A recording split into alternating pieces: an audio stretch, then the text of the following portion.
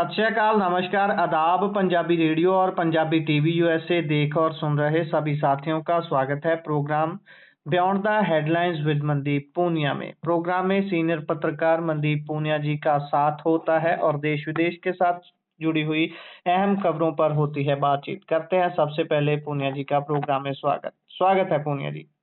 जी नमस्कार, सत श्री अकाल, आदाब। जी नमस्कार, सत श्री अकाल, आदाब। रुख करें खबरों का। सबसे पहले खबर अंतर्राष्ट्रीय स्तर की पकड़ते हैं। अगर बात मेक्सिको की करें तो लगातार मेक्सिको और अमेरिका के बीच में कई बातों को लेकर तनाव था। टैरिफ और उसके बाद ड्रग्स, इसका दो बड़े बड़े कारण माने जाते हैं। ड्रग्स की बात करें तो वैसे तो अमेरिका का बहुत सारे देश हैं जिनके साथ ड्रग्स को लेकर तनातनी चलती रहती है कि आपके देशों से हमारे यहाँ ड्रग आता है। अभी मेक्सिको में सेना ने सबसे बड़े ड्रग माफिया को मार दिया है। इसके बाद कैसे देखा जाए सारी सिचुएशन को, क्योंकि मारा तो ड्रग माफिया गया है लेकिन वहां पर देश में अशांति सी फैल गई है। देखिए, बिल्कुल आपने सही कहा कि वहाँ थोड़ा अशांति का माहौल तो है और कई जगह पे आगजनी भी हुई है। मेक्सिको में सेना ने दावा किया है कि उसने एक ऑपरेशन चलाकर देश के सबसे बड़े ड्रग माफिया सरगना एल मेंचो को मार गिराया है। और उसके बाद देश भर में मेक्सिको में कई जगह पे आगजनी और हिंसा देखी गई है। मेंचो के जो समर्थक हैं उन्होंने बदला लेने के लिए हाईवे जाम किए हैं, गाड़ियों में तोड़फाड़ की है, मॉल्स वगैरह में भी आगजनी की है। ये तलपला शहर में ये ऑपरेशन हुआ है जहां पर वो घायल हुआ। एयरलिफ्ट करके मेक्सिको सिटी ले जाया गया, लेकिन रास्ते में ही उसकी मौत हो गई। इस ऑपरेशन में मेंचो के अलावा कम से कम 9 और उससे जुड़े हुए लोग मारे गए हैं। एल मेंचो के बारे में ये कहा जाता है कि जलिस्को न्यू जनरेशनल कार्टेल, जिसको सीजीएनजी का शॉर्ट फॉर्म में बोला जाता है, उसके उनको लीडर माना जाता है। जलिस्को कार्टेल मेक्सिको में ड्रग बनाने और बेचने, स्थानीय कारोबारियों से वसूली करने और कई इलाकों में लोगों को डरा कर रखने के लिए कुख्यात रहा है। इस कार्टेल की मौजूदगी अमेरिका के 50 राज्यों में है, तो मतलब ये काफी बड़ा कार्टेल माना जाता है। और अमेरिकी सरकार ने एल मेंचो के ऊपर 136 करोड़ रुपए का इनाम रखा था। अमेरिकी राष्ट्रपति डोनाल्ड ट्रंप काफी समय से मेक्सिको पर एल मेंचो पर एक्शन लेने के लिए दबाव बना रहे थे। अब बात करें जलिस्को के टूरिस्ट शहर प्यूटो वलार्टा के ऊपर धुएं के गुबार दिखाई दे रहे हैं, तो जाहिर सी बात है कि काफी आगजनी वहां पर हुई। एयरपोर्ट से बाहर भागते हुए लोग दिखाई दिए। और भी कई ऐसी कार्टेल ग्रुप के जो समर्थक लोग हैं उन्होंने गाड़ियां रोक के उनमें आगजनियां भी की हैं, मतलब, और पेट्रोल पंप्स में भी आग लगाए गए। काफी नुकसान हुआ स्टोर्स में, सिटी बसेस में, कई जगह अपन कहें तो जो पब्लिक ट्रांसपोर्ट है उसमें भी आगजनी काफी की है। और अल्मेंचो की मौत से पहले मैं अगर बात करूं तो 2016, आप याद करिए, 2016 में सिनाओला कार्टेल के सरगना होते थे एल चापो, उनकी गिरफ्तारी हुई। उसके बाद 2024 में अल्मायो की गिरफ्तारी हुई। अब ये एक मतलब उन दो के बाद इसको अल्मेंचो को बड़ा अपराधी माना जाता है। जी, आगे बढ़े तो बात अभी अनिल अंबानी की करते हैं। अनिल अंबानी के ऊपर अब बैंक्स अपनी तरफ से जो कार्रवाई कर सकती हैं, जो उनका अधिकार है वो कर सकती हैं। ये बॉम्बे हाई कोर्ट ने राहत वापस ले ली है अंबानी से। तो देखिए, बड़ा अजीब है कि अनिल अंबानी को ऐसी शक्तियां प्राप्त थी कि उनको जो बैंक्स थे जिन्होंने उनको लोन दिया था और वो लोन नहीं चुका रहे थे, तो उनको फ्रॉड भी घोषित नहीं कर सकते थे। और ये जो शक्तियां थी ये राज्य से मिली हुई थी, कोर्ट से मिली हुई थी। खैर, देर आए दुरुस्त आए, बॉम्बे हाई कोर्ट ने जो राहत आदेश अनिल अंबानी के हक में पास किया हुआ था उसको रद्द कर दिया है। कोर्ट ने दिसंबर 2025 में 40,000 करोड़ रुपए के बैंक फ्रॉड मामले में बैंकों को फ्रॉड घोषित करने की जो प्रक्रिया थी अनिल अंबानी को, उसके ऊपर रोक लगा दिया था। इसके कई मायने निकाले जा रहे हैं कि क्या जो 40,000 करोड़ बैंकों से अनिल अंबानी लिए हैं, क्या उसको भी एनपीए घोषित कर दिया जाएगा या किसी किस्म से उसका रिकवरी का प्रोसीजर बनाया जाएगा। एसबीआई ने एक ऑडिट रिपोर्ट के आधार पर अंबानी के खातों को फ्रॉड की श्रेणी में डाल दिया था। और उसके ऊपर फिर कोर्ट ने अंबानी ने इस कार्रवाई की चुनौती दी और कहा कि बैंकों ने सुप्रीम कोर्ट के सिद्धांतों का पालन नहीं किया। और बॉम्बे हाई कोर्ट ने अंबानी के खातों को फ्रॉड घोषित करने पर रोक लगा दी थी। खैर, अब वो जो आदेश है वो रद्द कर दिया गया है और बैंकों ने जनवरी के महीने में चुनौती दी थी और इसमें खाली एक बैंक नहीं है, एसबीआई की बात नहीं है, बात बैंक ऑफ बड़ौदा की है, इंडियन ओवरसीज बैंक की है, आईडीबीआई बैंक की भी बात है। ये सब सिंगल बेंच में गए उस फैसले के खिलाफ।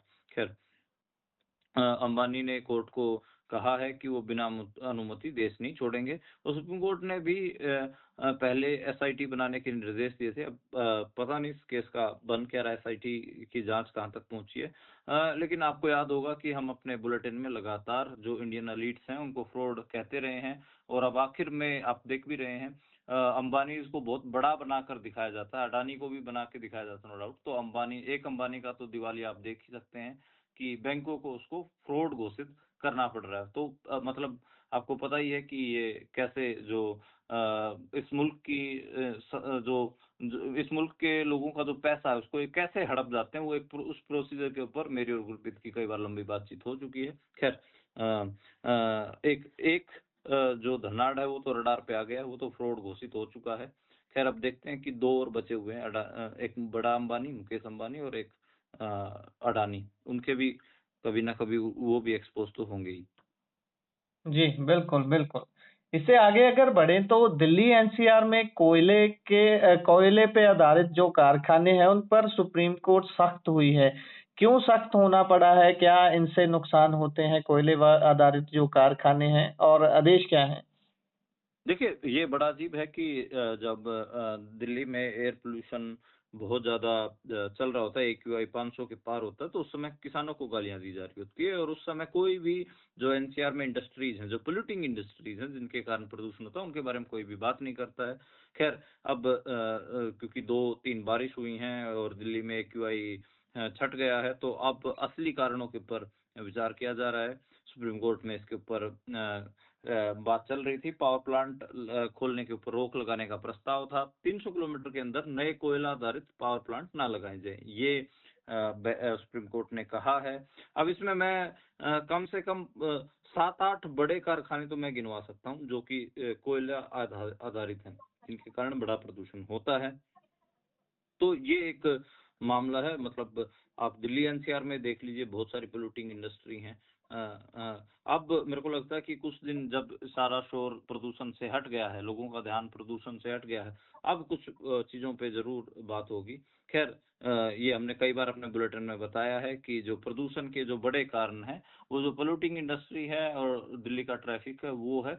उसके ऊपर सीरियसली अगर सरकार कोई काम करे और सुप्रीम कोर्ट भी कोई अच्छे फैसले ले, तभी कोई बात बनेगी। जी, बिल्कुल, बिल्कुल। उधर पूर्व भाजपा सांसद हैं, उन्होंने हमने वे ये तो देखा था कि गरीबों में कंबल बाँटे जाते हैं, पर ये महाशय ने मुस्लिम महिलाओं से कंबल वापस ले लिए, ये कैसी घटना है? ये बड़ी अजीब घटना है। टोंक से बीजेपी के पूर्व सांसद सुखबीर सिंह जोनपुरिया वो कंबल बांट रहे थे और उसमें कुछ मुस्लिम महिलाएं भी कंबल लेने के लिए पहुंच गई। उसने एकदम से देखा कि अच्छा, ये 3-4 मुस्लिम महिलाओं ने भी कंबल ले लिए, तो उन्होंने एकदम से उनको डांटा और कहा कि ये कंबल वापस दीजिए और कंबल यहीं छोड़ दीजिए और एक तरफ हट जाइए। तो उसके बाद तुरंत ही उन महिलाओं से कंबल वापस ले लिए। जब कंबल बाँट रहे थे तो एक कुछ महिलाओं से नाम भी पूछा। उसमें एक महिला से जब नाम पूछा तो उसने कहा कि शकूरान खान, शकूरान खान। फिर वो दोबारा बढ़ के उन्होंने कहा कि आप हटिए, कंबल यहाँ छोड़ के जाइए, और उसके बाद सिर्फ हिंदुओं में कंबल बाँट के वो निकल गए। अब जो गरीबी है उसका क्या धर्म होगा? मैं गुरप्रीत आपसे पूछना चाहूँगा कि जो मान लीजिए कि आप दानी सज्जन बन रहे हैं। सुखबीर सिंह जौनपुरिया बेसिकली एक लैंड माफिया हैं। जी। बहुत पैसा है उनके पास और वो जो चुनाव भी फेमसली जीते थे टोंक से बीजेपी की टिकट पे, और वो हमको पता पैसे के दम पे। और अभी भी जो ये कोई लोगों से जुड़ के रहने वाले नहीं, इनका ये होता है कि होली दिवाली पे कंबल बांट दो, उसी में गरीब लोग वोट दे देंगे। चुनाव से पहले आटे की थैली और 5 लीटर तेल, इस किस्म की चीजें, एक महिला के लिए एक साड़ी, ऐसी चीजें को बांट दो और उसके बाद वो वोट दे देंगे। तो यही सब चलता है। खैर, ये मामला निवाई क्षेत्र का है। अब देखते हैं कि क्या मामला है। जब पत्रकारों ने उनसे पूछा तो जौनपुरिया ने कहा कि ये कोई सरकारी स्कीम थोड़ी नहीं थी, तो मेरा पर्सनल कार्यक्रम था। मैं किसी को कंबल दूं या ना दूं, ये तो मेरी मर्जी। खैर, बड़ा अजीब लगा मैंने देख के। और उस पूरी भीड़ में 3-4 जो मुस्लिम महिलाएं थी वो बेचारी अलग बैठ गई। 3 महिलाएं बेसिकली, वो तीनों अलग बैठ गई और बाकी सबको वो कंबल बांट के चले गए। हालांकि गांव के ही लोगों ने बाद में शुक्रान, रजिया और जुबैदा, इन 3 महिलाओं को गांव वालों ने बाद में जो स्थानीय किसान भी वहां पहुंच गए थे, उन्होंने कंबल दिए और कहा कि कंबल बांट आप आपको महिलाओं का सम्मान करना चाहिए। महिलाएं चाहे वो मुसलमान धर्म की हों, हिंदू धर्म की हों, किसी भी आप महिलाओं में कंबल बांटने आए, उसके बाद आप ये इसको सांप्रदायिक रंग दे रहे हैं, कहाँ तक जायज। खैर किसानों ने बढ़िया किया और किसानों ने, जो किसान नेता थे, उन्होंने उन महिलाओं को कंबल दिया और पूरे सम्मान उनका किया बाद में गांव वालों ने। जी, बिल्कुल, बिल्कुल। बेशक ये जो रिप्रेजेंटेटिव होते हैं लोगों के, ये उनके लिए भी शर्म वाली बात है और हम लोगों के भी लिए भी जो इनको चुनते हैं, वो इनकी मानसिकता को नहीं पढ़ते, सिर्फ़ ऐसी चीज़ें देखते हैं कि ये फ्री में क्या मुहैया करवा रहे हैं। ऐसे फिर ऐसे ही हालात बनते हैं उसके बाद। ख़ैर, आगे अगर बढ़ें हम तो बात वेदर की करते हैं, जिस कदर जलवायु परिवर्तन हो रहा है, उसका असर हर जगह देखने को मिल रहा है। हिमाचल प्रदेश में इस बार रिकॉर्ड स्तर पर कमी देखने को मिली है बर्फबारी में। देखिए, हिमालयाज़ में अब की बार हम देख रहे हैं कि बर्फबारी कम हुई है। बिल्कुल हम 15 जनवरी के आसपास तक, तो गुरप्रीत याद करिए, हम स्नो ड्राउट की खबरें कर रहे थे। हालाँकि इसको भी स्नो ड्राउट ही कहेंगे, लेकिन तब तो हम ये बात कर रहे थे कि बर्फ पड़ेगी भी या नहीं पड़ेगी। तो वो सब हम बातें कर रहे थे। खैर उसके बाद बर्फबारी हुई, एक पूरा सिलसिला हुआ, लेकिन फिर भी 47% जो बर्फबारी है वो कम हुई है। दरअसल ये जो स्पीति में, लाहौल में, लेह में, जो अगर बात करें तो बौद्ध मठ हैं, जो बुद्धिस्ट मठ हैं, उन वो आप याद करिए, इस मौसम में बिल्कुल बर्फ की चादरों से ढके होते हैं, लेकिन अब की बार वो सूखे दिखाई दिए। वहां पर 7-7 फीट की बर्फ की मोटी चादरें होती हैं, लेकिन अब की बार स्नो ड्राउट रहा, और स्नो ड्राउट की वजह से, मतलब अगर बात करें तो दिसंबर में तो 86% कम थी और बर्फबारी कम हुई, और जनवरी में तो 47, मतलब जनवरी में थोड़ा हुआ तो इसलिए 47% रहा, लेकिन दिसंबर तो आप देखिए कि पूरा ही स्नो ड्राउट का शिकार रहा है। 86% कम बर्फबारी हुई इसमें। बौद्ध मठ हैं जो तकरीबन 1100 साल पुराने हैं। गोम्पा की जो स्पीति घाटी है वहां पर है। चीचम ब्रिज काफी फेमसली, क्योंकि वो काफी ऊंचाई पर वो ब्रिज है, तकरीबन 13,500 फीट की ऊंचाई पर चिचम ब्रिज है, जिसको एशिया की सबसे ऊंचाई पर बना हुआ ब्रिज माना जाता है। वहां पे बर्फबारी होती है, अब की बार वहां पर भी बर्फबारी नहीं देखी गई। तो ऐसे बहुत ऐसे ऐतिहासिक जगह हैं जहां पर 6-7 फीट की जो बर्फ की चादरें होती थी, अब की बार वो सूखे रहे हिमालयज में।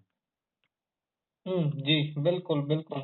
जलवायु परिवर्तन बहुत ही बड़ी गंभीर समस्या है, लेकिन हमारे देश में ऐसी चीज़ों को एड्रेस नहीं किया जाता, ना ही इन चीज़ों को ज़रूरी समझा जाता है। जब शायद पानी सर के ऊपर से निकल जाएगा, तब ही इन चीज़ों का ख़्याल आएगा, जब बिल्कुल ये इमरजेंसी की सिचुएशन में आ जाएँगी।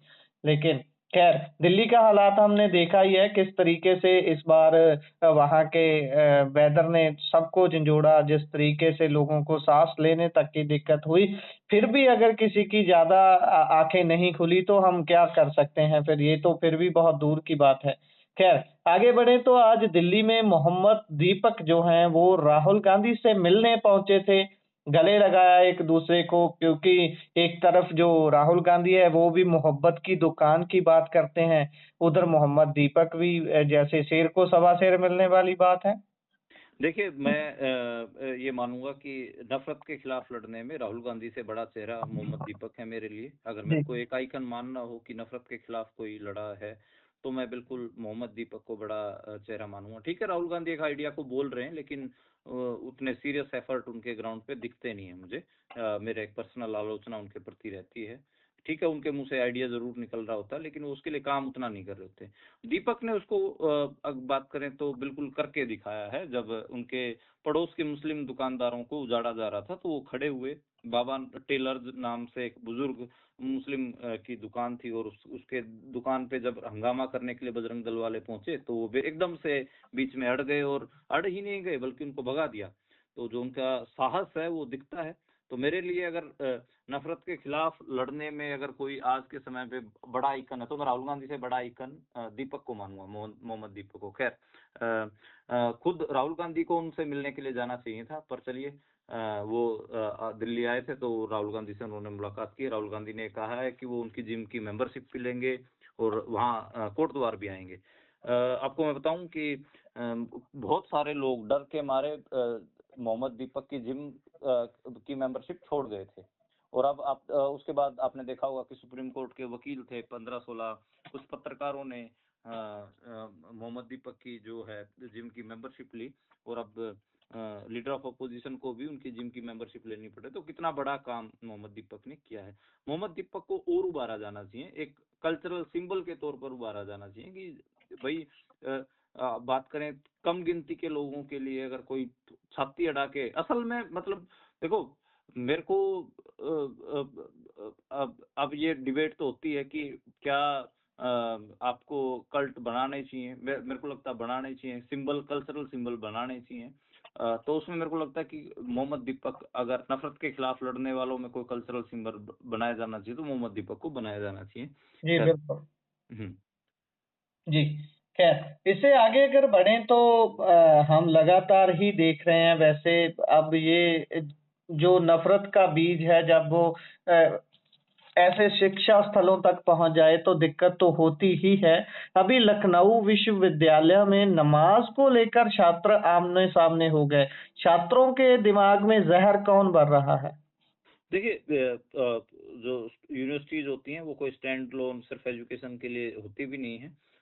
ये लखनऊ यूनिवर्सिटी का मामला है, और वहाँ पर ये सुनने में आया है कि जो हिंदुत्व स्टूडेंट और आरएसएस की जो स्टूडेंट ऑर्गेनाइजेशन है एबीवीपी, उसके जो स्टूडेंट विंग के जो स्टूडेंट लीडर थे, उन्होंने जाके जहाँ मुस्लिम नमाज पढ़ रहे थे वहाँ पर हंगामा किया है।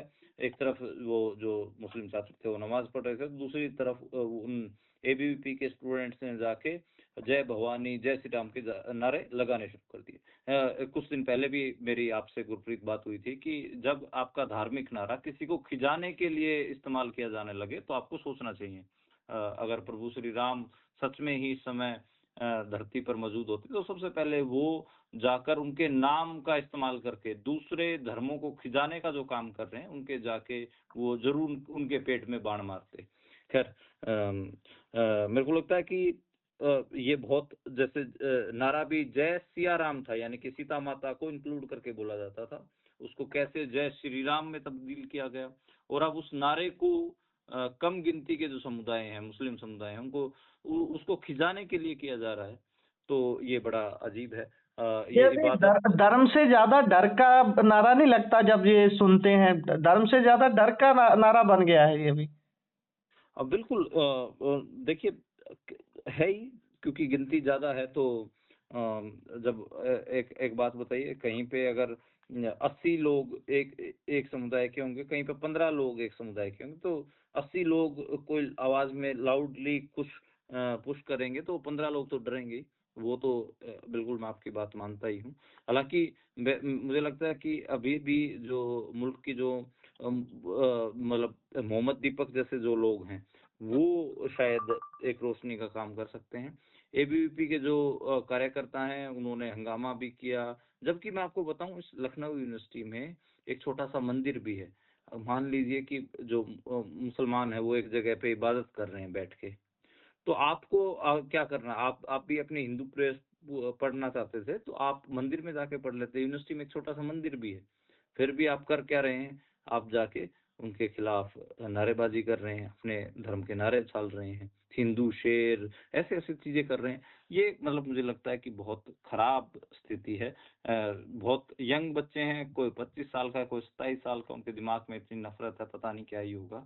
और मैं इनकी जैसे वीडियोस में देखता हूँ, ये वीडियोस जो सोशल मीडिया पे डालते हैं उसमें ये शुरुआत करते हैं जय श्री राम, सारे भाइयों को, सारे हिंदू सनातनी भाइयों को जय श्री राम। अब जो शुरू वीडियो की जो शुरुआत कर रहे हैं उसमें तो उन्होंने श्री राम का भी नाम लिया और हिंदू धर्म का भी नाम लिया, लेकिन उससे अगली ही लाइनों में वो गालियां देने शुरू कर देते हैं, माँ की, बहन की।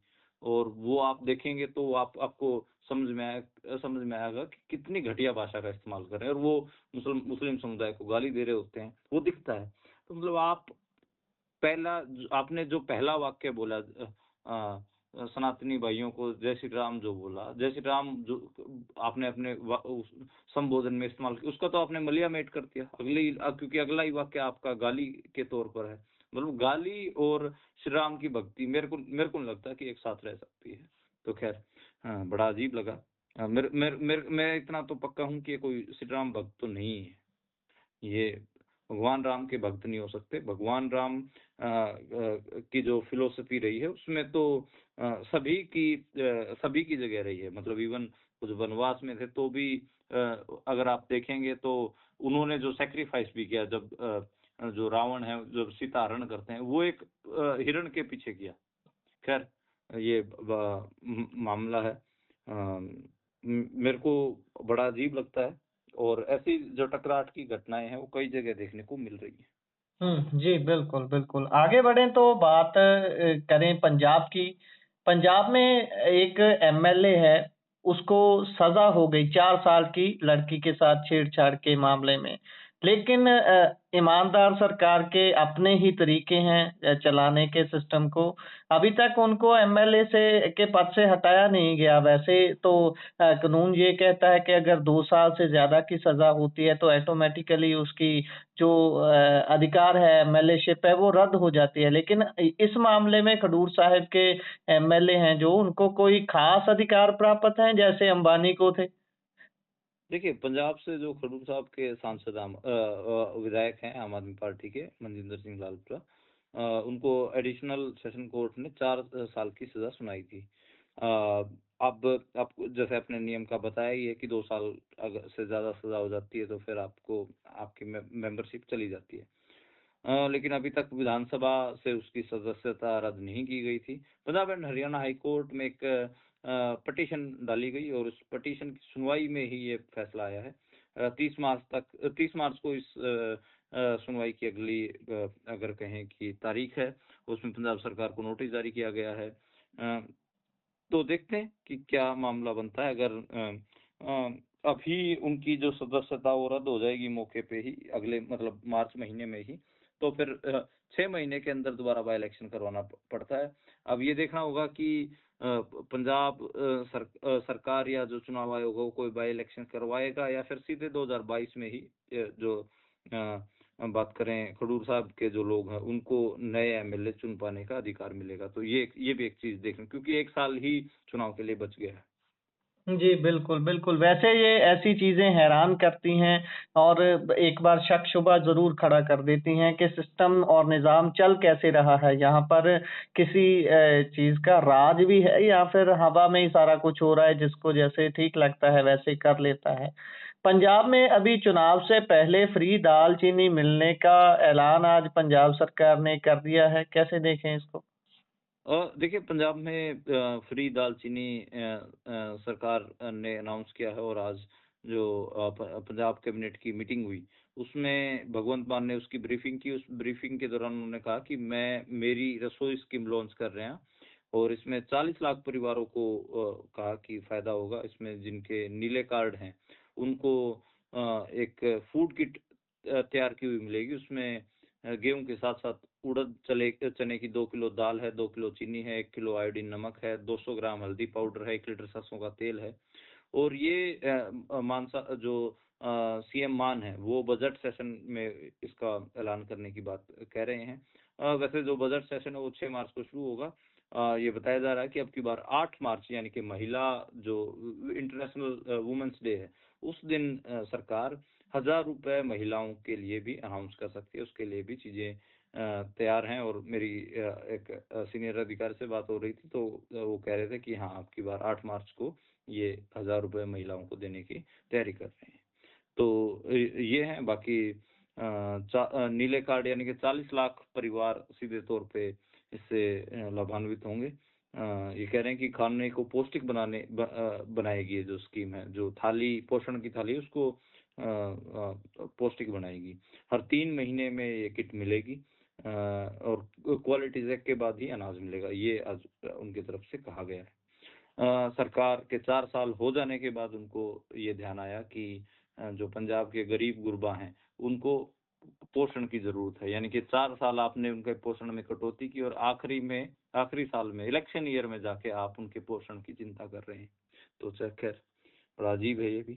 लेकिन राजनीति है, चुनावी राजनीति के अपने रंग होते हैं, अपने ढंग होते हैं और उसी में ही अब की बार पंजाब का बजट देखने को मिलेगा। चुनावी साल का बजट देखने लायक होगा कि भगवंत मान किस किस्म के जो पॉपुलिस्ट किस्म के जो घोषणाएं हैं वो करते हैं और कितना उन पर खरा उतर पाते हैं, वो देखने वाला होगा। जी, उधर वैसे तो ये खबर अभी पुरानी ही माने तो अच्छा रहेगा, खबर तो हर रोज़ ऐसी ही रहती है कि सुखबीर बादल ने तो वैसे डिप्टी सीएम के चेहरे की भी घोषणा कर दी है और गठजोड़ की चर्चा दोबारा से तेज है भाजपा और अकाली दल की। नहीं, इससे फर्क पड़ा है। जी। बेसिकली बीजेपी बिहार फॉर्मूला लागू करना चाहती थी। बीजेपी अकाली दल को ही सीएम की कुर्सी देना चाहती थी, लेकिन डिप्टी चीफ मिनिस्टर के लिए वो बीजेपी के अपना नेता आगे करना चाहती थी। जैसे बिहार में उन्होंने कर रखा, नीतीश कुमार मुख्यमंत्री हैं और बीजेपी के जो नेता हैं वो वहां पर डिप्टी चीफ मिनिस्टर हैं। लेकिन सुखबीर बादल ने ऐसा ऐलान होने से पहले ही जो पूर्व मंत्री रहे हैं गुलजार रानी के, उनको डिप्टी चीफ मिनिस्टर के लिए उनका ऐलान कर दिया है। ऐसे में सुखबीर बादल ने 2 निशाने साधे हैं। पहला निशाना बीजेपी के ऊपर, क्योंकि बीजेपी जो अलायंस के लिए शर्त रख रही थी, वो एक शर्त रख रही थी कि आपके पास मुख्यमंत्री की कुर्सी रहेगी, लेकिन हम सूबे में अपने 2 डिप्टी चीफ मिनिस्टर बनाएंगे। तो एक हिसाब से जैसे ही सुखबीर बादल ने डिप्टी चीफ मिनिस्टर का ऐलान किया है गुलजार रानी की को बनाएंगे, तो बीजेपी का जो वो डिप्टी चीफ मिनिस्टर स्ट्रेटेजी थी, बिहार फॉर्मूला था, उसको कैंसिल किया। दूसरा जो दलित वोट बैंक जो गुलजार रानी के हैं, अगर हम बात करें तो मजहबी सिख समुदाय से आते हैं और मैंने कई बार आपको बताया कि जो मजहबी सिख समुदाय है वो ज्यादातर अकाली दल के साथ मूव करता है। उसमें आटा दाल स्कीम और भी कई ऐसी चीजें हैं जिनको लेकर मतलब अकाली दल ने मजहबी सिखों को ठीक ठाक अपने साथ जोड़ के रखा है। तो अगर ये जो 35% दलित वोट बैंक है उसमें अगर कांग्रेस चरणजीत सिंह चन्नी को एक बड़ा फेस बना के पेश कर रही है, तो उसमें एक सेंधमारी करने के लिए कि 12-15% में एक सेंधमारी करने के लिए गुलजार रानी के का फेस कहीं ना कहीं सुखबीर बादल ने उस स्ट्रेटेजी से आगे किया। तो 2 निशाने सुखबीर बादल ने कहीं ना कहीं इस एक तीर से लगाए हैं। दूसरी पार्टियों के लिए भी चैलेंज खड़ा कर दिया है ऐसे माने अगर। हाँ, हाँ, क्योंकि देखिए दलित डिप्टी चीफ मिनिस्टर का फॉर्मूला वैसे आम आदमी पार्टी लेके आई थी, लेकिन आम आदमी पार्टी ने उसको लागू नहीं किया, आम आदमी पार्टी ने डिप्टी चीफ मिनिस्टर बनाया ही नहीं। जी। तो ये एक बड़ा इशू था और अभी भी बहुत सारे लोग बोलते हैं कि जब आम आदमी पार्टी ये सब अनाउंस कर रही थी तो उसको ये सब लागू करना चाहिए, पर वो लागू तो कर नहीं रहे हैं। दूसरी पार्टियों के लिए चैलेंज तो खड़ा है ही है, आम आदमी पार्टी के लिए भी चैलेंज है, कांग्रेस के लिए मैंने बताया ही और बीजेपी के लिए भी। जी, बिल्कुल। इसी के साथ प्रोग्राम का समय यहाँ समाप्त होता है। आप जुड़े जानकारियाँ साझा की, बहुत-बहुत धन्यवाद। जी, शुक्रिया।